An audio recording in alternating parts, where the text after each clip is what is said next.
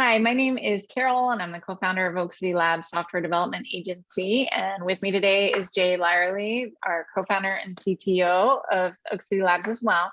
And we just finished watching the latest Apple announcement. And today we're going to do just a quick informal Q&A, just kind of get Jay's thoughts on what he thought about it. I may insert my opinions as well, but he is the professional, so we'll see what he thinks first. So, Jay, what did you think about today's announcement? It was interesting. What did you think, Carol?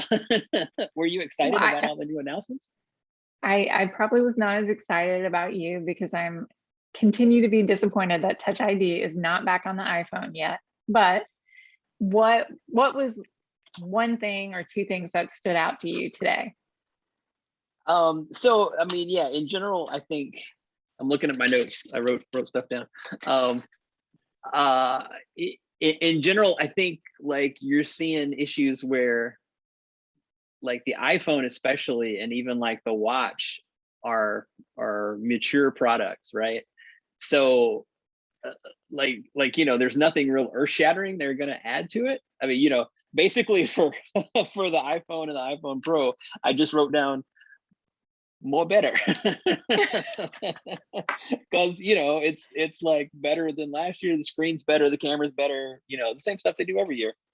um but they're, for the regular user, I don't know that there's anything super earth-shattering about any of those things. On the phone they added the cinematic mode where it tracks the person and phases in, like focuses in on the who's in the foreground or the background depending on where they look, which is cool. But that's obviously like a super niche issue.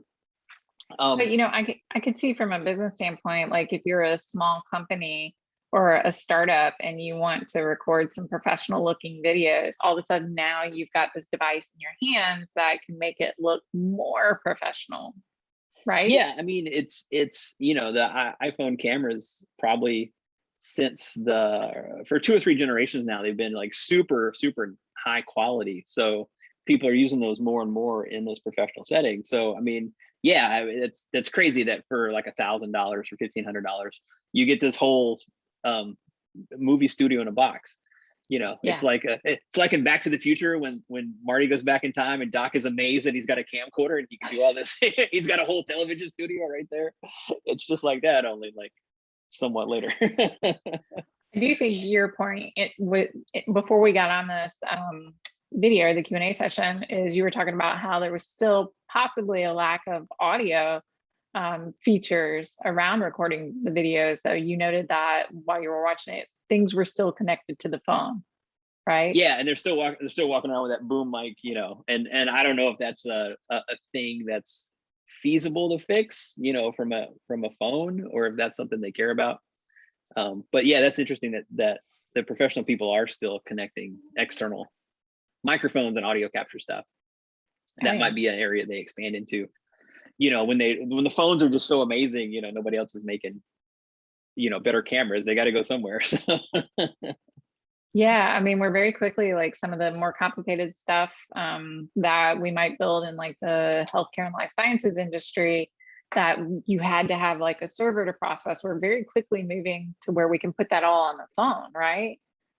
Yeah, they continue to update the neural engines on the devices, so they're faster, so they're running more and more stuff on device. Like they mentioned, like all your Siri requests now are processed on the phone. That always used to go off to the cloud. So if you had flaky internet, you didn't, Siri might go away, but now all that stuff happening locally, and you're seeing more and more of that kind of thing.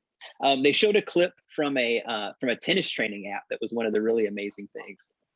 Yes. Yeah, and they're doing cool. like real-time processing of taking those high quality images off the camera and tracking where the ball lands and stuff. And I saw a demo a couple years ago of a similar thing for basketball where they were doing like body tracking of the shooter, and like where if they were releasing at the top of the of their jump, and if it registering if the ball went in the hoop or whatever.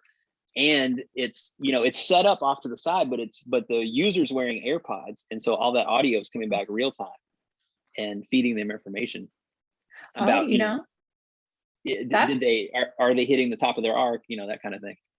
That's interesting because I mean, I remember when we first started the company and we spoke to a few different potential clients that were in spaces like that, but they were having to, you know, manufacture their own devices or partner with companies to put sensors and things like that all around. So I wonder if we'll start to see, I don't know, maybe some consolidation in the future where you're just like, here's some AirPods, here's a watch, here's a phone, go Yeah, record yeah. your And stuff. instead of sensors, they're just using like the super fancy phone to do all that stuff in terms in like ML and body tracking and stuff. Yeah, that'll be kind of neat. I think we might have some clients that might be excited about that in the future. So that's Yep, great. yep. Anything else stand out to you, Jay? You know, there's a special place in my heart for the iPad mini because I like tiny computers. So and they updated the mini. You know, mini is one of those products that sort of seems forgotten almost, like not quite as bad, but like the iPod Touch, where they updated the iPod Touch, they update like once every 5 years. But the Mini hasn't seen an update in a couple years, and this was a big update. It got, you know, it got second gen Apple Pencil. It got Touch ID. It got USB-C. It's got 5G.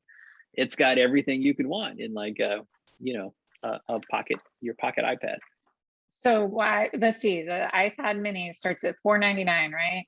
And then Yes. the newish iPad starts at $329. Why would I buy an iPad mini over an iPad with a larger screen? The iPad mini is really, I think, if you look at the specs now, and I haven't had a chance to check this, but I think it's more a mini version of the iPad Air. So it's got a very similar feature set in terms of the Touch ID on the power button, a really edge-to-edge screen. You know, the 5G, the USB-C, all those things are really features before now you had to get an iPad Air to get. So the iPad mini isn't really a small version of the entry-level iPad. It's a small version of the sort of middle of the road iPad. I feel like we need a chart at some point with like, Oh, here's you for this sure need a version. chart. Yeah. Yeah, Because there they're should like, be a they're decision tree. Yeah, you know, there's the iPad Pro, which has got, you know, all the bells and whistles. Yeah. And then the iPad Air, which is sort of the middle of the road, you know, has a nice combination of it's a little bit cheaper, but has lots of the features that the Pro has. And then there's the entry level iPad, and that's, you know, just got all the basic stuff. I mean, the entry level iPad is really nice now, but it's still, compared to the other two, it's doesn't have near the features. So the iPad mini really is more in that middle of the road category than the entry level thing. All right. They all have, they all ahead. did one thing that all the iPads got was the center stage thing, which is the one really cool feature that has trickled down from the Pro actually really fast. So that center stage, it uses the FaceTime camera and has a really wide field of view. So instead of like traditionally, you know, we used to have like robotic cameras that would face track and the cameras would turn and look, whatever. The iPads just have this huge field of view and they only look at part of it. So instead of physically turning a camera, they pan different parts of that sensor.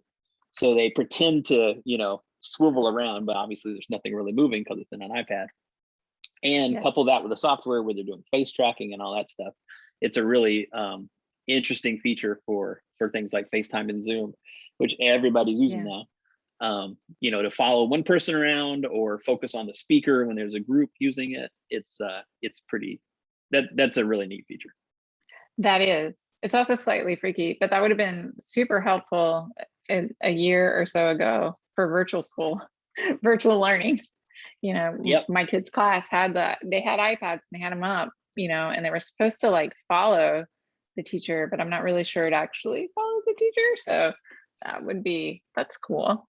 All right. Well, anything else stand out to you?